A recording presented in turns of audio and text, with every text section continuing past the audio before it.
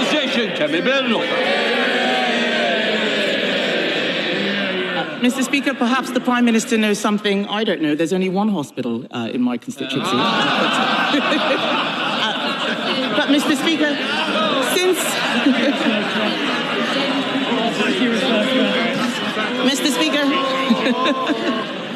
since Labour took office, Mr. Speaker, inflation has nearly doubled, growth has halved, and unemployment has surged. Is this what the Prime Minister meant when he tweeted that the economy is improving? Minister. Mr. Speaker, since the general election, 500,000 more people are in work. And I know she doesn't mention that. She's fixated on talking Britain down. We're investing in the future. Mr. Speaker, even in the last 2 weeks, the Strategic Defence Review, 30,000 new jobs building submarines. Yesterday, the Sizewell announcement, 10,000 new jobs. Tens of thousands of construction jobs building the social and affordable housing that was announced this morning. That's the difference that Labour makes in government. Mr. Speaker, he must be talking about a different economy. All of us in this House heard about unemployment increasing. Unemployment has increased every month since Labour took office. Last year, he said he was taking the winter fuel payment away to balance the books. But the books are not balanced. In fact, they are worse. This year, the deficit is forecast to be £10 billion higher since the budget. Not since last year's election, since the budget. In what way are the books now balanced? Mr. Speaker, she's obviously missed the interest rate cuts, the growth figures for earlier this year, the huge, the Strategic Defence Review, local transport, £15 billion going in, free school meals, Sizewell, social housing.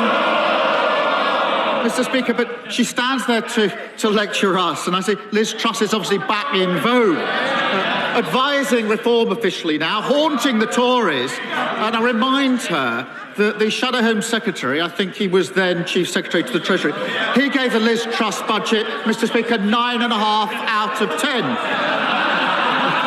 The Leader of the Opposition said what was wrong with Liz Truss's budget was not necessarily the package, that was all right, it was the way it was sold. They've learned absolutely nothing. Kemi Badenoch. Mr. Speaker, he loves talking about Liz Truss because he loves talking about Liz Truss. Why? Why?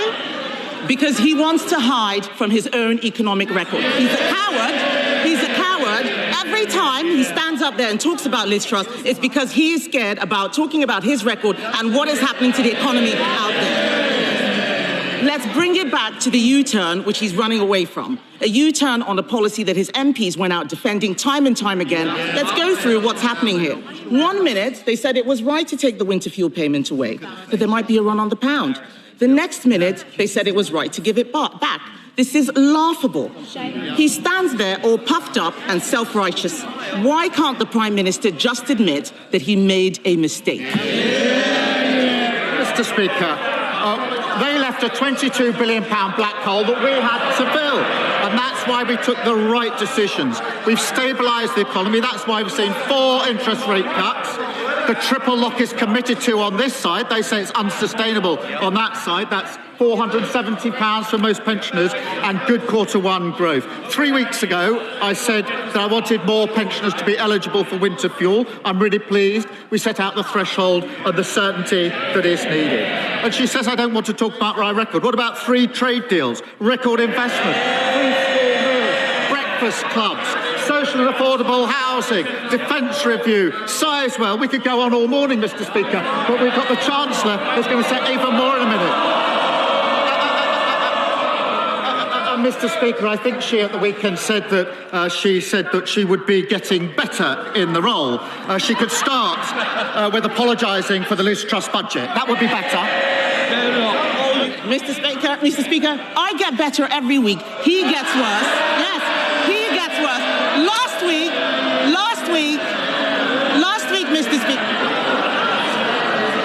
If you think that is a good look, it is a very bad look. And think twice before you try to shout somebody down in that way.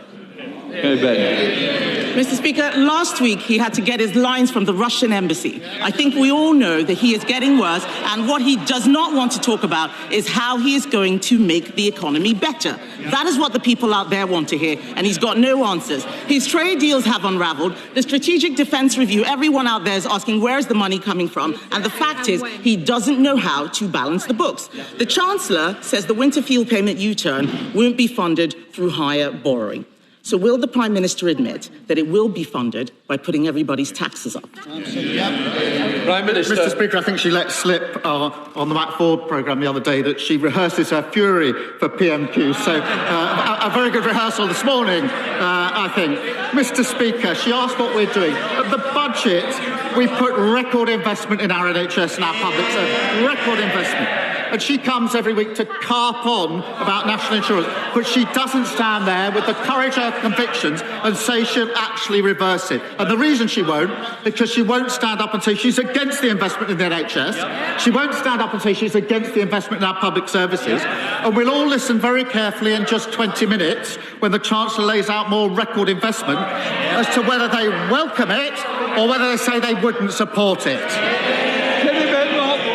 Mr. Speaker, every week I come here to tell him the truth. The truth that the economy is in a spiral because Labour, that's all of them, Labour put up taxes that cut growth. And we all heard the Prime Minister, he didn't rule out tax rises, so they are going to have to put up taxes even more. This is a spiral. And if that wasn't bad enough, Mr. Speaker, if that wasn't bad enough, this morning we heard that because of his terrible Chagos deal, Mauritius is scrapping income tax. Why on earth should the British taxpayer pay for £30 billion for tax cuts in Mauritius?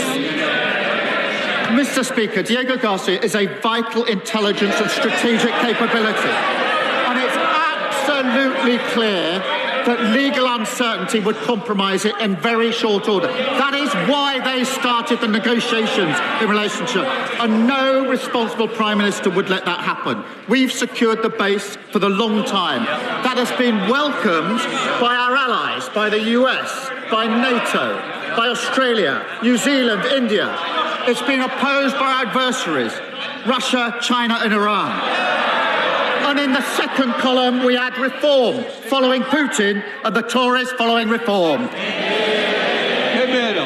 Mr. Speaker, the Prime Minister knows this has nothing to do with national security, but his bad negotiating. I've had the security briefings. It was a bad deal before, and it's still a bad deal. And then in half an hour, the Chancellor is going to stand up and tell us that everything is fine. But the truth is, she has made bad choices. Bad choices that mean higher inflation, bad choices that have led to lower growth, bad choices that have meant that jobs have been lost every single month since Labour came into office.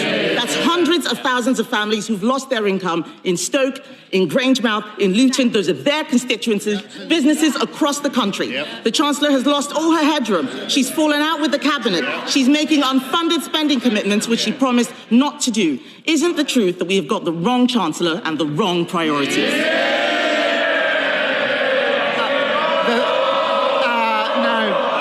The wrong choice they made was making her leader of the opposition.